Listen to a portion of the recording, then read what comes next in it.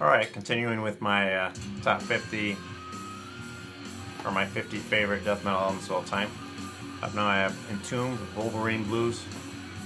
This was Entombed's third album, and it's they described or it's been described as death and roll. I don't know what that really means. I guess it's kind of like death metal mixed with rock and roll, kind of. But anyways, fun album, really interesting lyrics. Vocals are great. He sounds like a homicidal madman, and I love it. Up next I have Fear Factory, Soul of a New Machine. This was Fear Factory's debut album, and this is very melodic death metal. A lot of people wouldn't even consider it that. They would consider it some kind of industrial or whatever, but I don't care. I consider this one death metal. And just melodic, great drumming. Vocals are goes from melodic to gruff in like seconds, and just a great death metal album. Soul of a New Machine.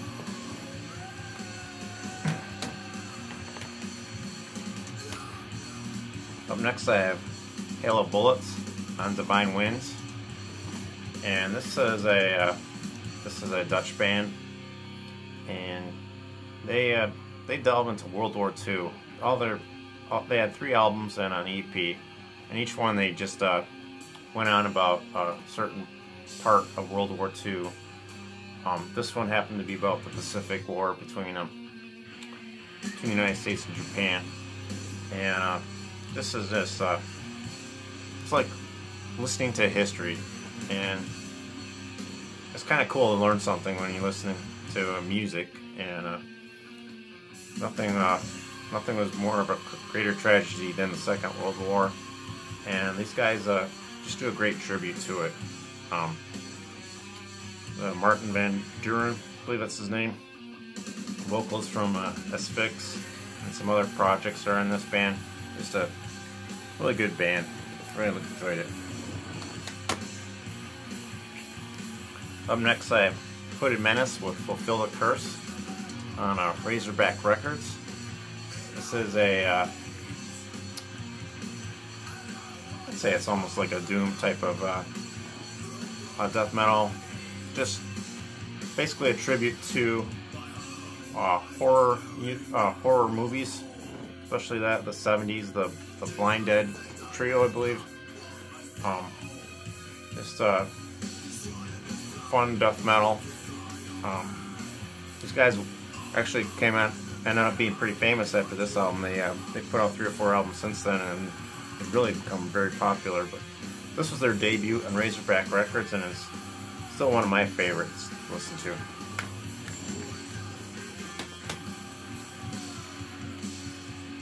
Up next I have Immolation, Here and After. This is the first Immolation record I ever purchased, and when I first got it, I did not like it. Just couldn't get into it for some reason. But on repeated listens and just taking my time with it, I actually ended up liking it a lot. In fact, so much I like that this is my favorite Immolation album out of all of them I have, and I pretty much have all of them except for maybe 1 or 2 of them. And this is just I don't know, they kind of use dissonant sounds and just a different type of way of putting music together. It's very dark, but it's very original. I mean, no one sounds like Immolation, and I applaud them for that. And it's too bad it took me so long to get into this album, but hey, this is a great album. I've never seen this band live. I keep wanting to. For some reason, just don't catch them at the right time. But Immolation, Here and After. Metal Blade Records. Up next I have Incantation, The Infernal Storm. Incantation is, many would say that Mortal Throne of Nazarene or Onward to Golgotha, are the best Incantation albums, but for me it's this one, The Infernal Storm. I just love the song Lustful Demise. I just think it's an awesome, awesome song. Very blasphemy type music here. They don't care what they say, and just for a brutal death metal band, they come up with harmonies and stuff that just sound really good. And I just don't really have enough good things to say about Incantation. Great band. Relapse Records, awesome. Up next I have Inveracity, Extermination of Millions. That's quite the title. This is on Unique Leader Records. I believe this band is, I want to say Greek, but they might, yes, they are Greek. In fact, the drummer that was on this album is now playing in Dead Congregation. And this is just a brutal death metal, kind of in the vein of Suffocation. And it just, I don't know, say it. I just love it. I like the artwork. I like the name. Just a cool album altogether. And yeah, Extermination of Millions. Sounds like fun.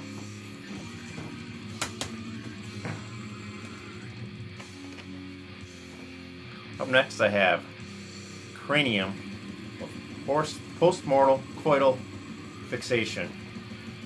I guess Cranium is what you would call a slam band. Don't really understand what that means. That's what people say. I guess it's they just chug along on the E string. But this is so heavy. I cannot believe how heavy this album is. I mean, I've never heard anything as heavy as this album. Lyrics are kind of like your typical gore record type lyrics. But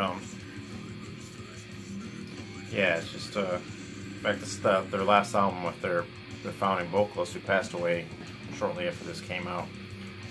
But from Norway, of all places, Cranium, brutal death metal, Norway. Who figure? Really good stuff here. Up next, I have Crisian, Ageless Venomous. This album gets criticized for its production. I think it's awesome. I've never heard anything like this album before. It's got a clean production, but who cares? It's how do I describe it? They just do what they want to do, and if you don't like this album, Crisian's got many other albums that are great as well, but this is the one that sticks out to me. This is the one that I play the most, and it just has some really great songs in there, like Ageless Venomous, Dawn of Flagellation.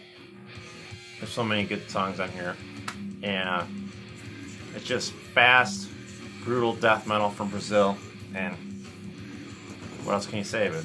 It's awesome. Love it. Probably gonna mispronounce this one, but up next I have Machetazo with Sinfonias del Terror Ciego. This is a Spanish death metal band. This is on Razorback Records. They pay tribute to the Spanish horror films of the 70s, and this is just some brutal, sick stuff. Some awesome vocals, and with samples from movies and stuff put in there. It just makes for a really fun listen. They've got many good albums, but this is the one that I keep coming back to, and great cover that folds out into a nice poster. But nice, good band here. Up next here I have Morbid Angel with Domination.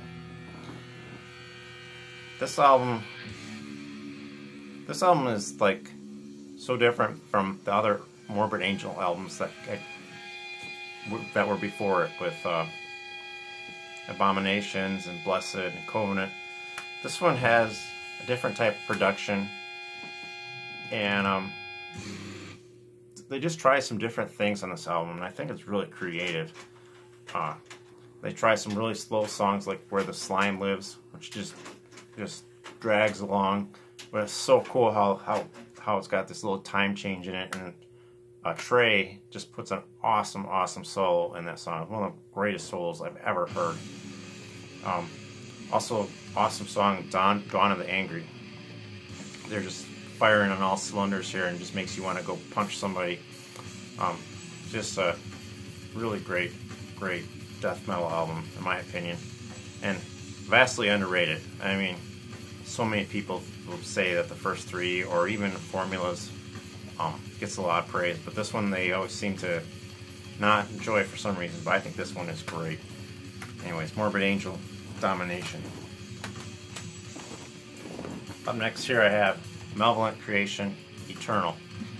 This is Malevolent Creation is like a death metal band playing some thrash, and this album is almost 50 minutes long. And for a death metal album to be 50 minutes long and to keep your attention the whole time, that's saying a lot.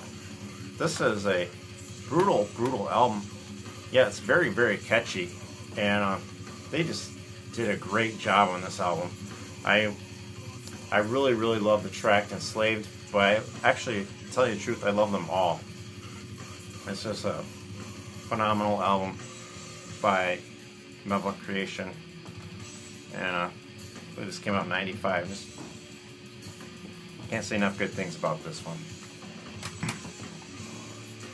Up next here I have Napalm Death, Fear, Emptiness, and Despair on Earache Records.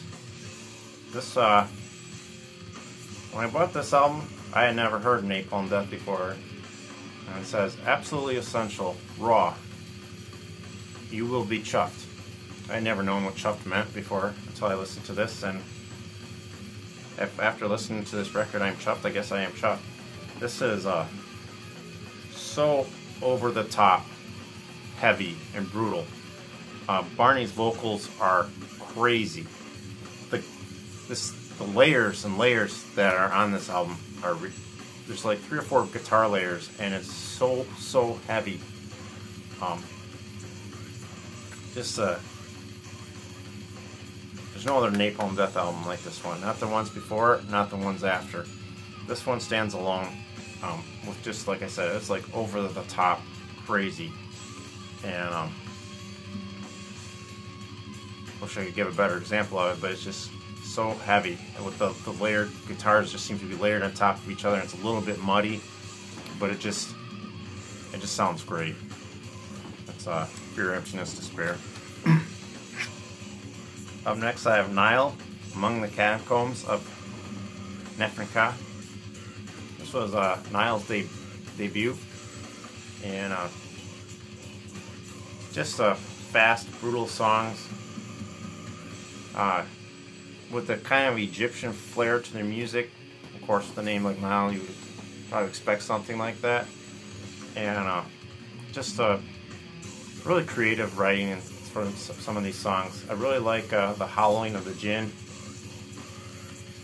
Smashing the Antu. But anyways, there's so many good songs on here.